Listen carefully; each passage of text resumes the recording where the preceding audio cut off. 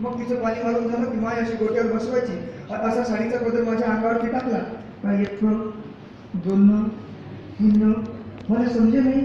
माय माझं अंग पुसून राहिली की ट्रकचे गेअर बदलून राहिले. तिचं अंग पुसून झालं की माय टेबलावर बसवायची, नसं मोठी भर पावडर हातावर घेतलं की माय अशी फू करून फुकीनं मेकअप करायची. तिचा मेकअप करून झाला की मग ती काजळाची डब्बी घ्यायची. मला कन्फ्युजन होतं देशमुख सर की माय मला काजळ लावायची की भीतीला चुना, कारण तिची चुन्याची डब्बी आहे. मला नंतर कळलं की ती मला काजळ लावते.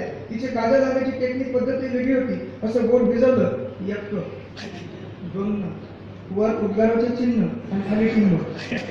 आपल्याच डोळे काजळ लागल्यावर आपले डोळे झुमाले लागले आणि आपलेच डोळे चोळून आपलंच तोंड काळ झालं. कारण माहीच माय म्हणजे बापा कोणाचं वेगळं तुझ्याच माझी.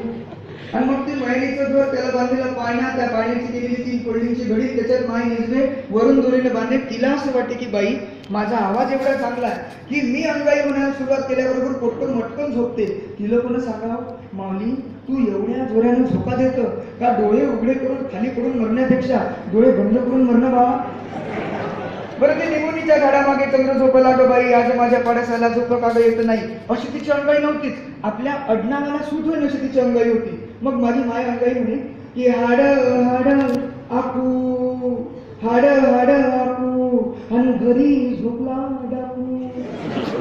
ते आपलं कन्फ्युजन होतं ती बापू म्हणे की डाकू म्हणे, कारण लहानपणापासून शाळेसोबत आपलं तेवढं पटलं नाही. एक दिवस माझे आजोबा असे धावत आले. आधी म्हणलं 10 दिवस झाले तू शाळेत नाही गेला, तुझे सर तुला पाहायला आले. मी म्हटलं मी नाही लपत, तुम्हीच लपा, तुम्ही मिले म्हणून सुट्टी घेतली म्हटलं मी.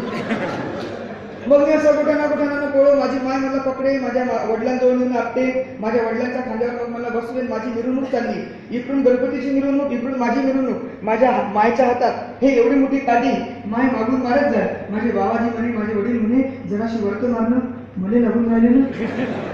शाळेच्या गेटवरून मी आपटलं का गुरुजीने माझ्या धमकी दे, मी अगाऊ शांतपणा केला तर तगडे म्हणून हातात द्या मी यायचे. सचिन तेंडुलकरला मॅडम त्याच्या आईनं 15व्या वर्षी क्रिकेट शिकवलं, माझ्या मायनं मला 7व्या वर्षी क्रिकेट शिकवलं. कारण जुन्या काळातली माय, खेड्यातली माय, तिला निमित्तच नाही पाहिजे मारण्यासाठी. म्हणजे तो पोरगा जेवण करत नसल तरी ती माय मारायची, जेवण करत राहा नुसता काम नको करू, तू जेवण करत नसेल तरी नुसता हिंडत राहा, जेवण नको करू. तिला राग आला तो तिला जे दिसून ते फेकून मारायची. शहरातली माय आपल्या पोरांना मारत नाही, कारण ती सिलेंडर ते फेकून मारत नाही किचन मधून, ती मिक्सर फेकून मारू शकत नाही. पण माझ्या मायचा मारण्यामध्ये कोणी हात धरत नव्हता. तिला राग आला तर ती वाटी फेकून मारायची आणि मग ती कोणत्यातली झिलटी घ्यायचो आणि तिनं प्लेट करायचो. तिला राग आला की ती ग्लास फेकून मारायची, मग मी ती कोणत्यातली झिलटी घ्यायचो आणि तिनं प्लेट करायचो.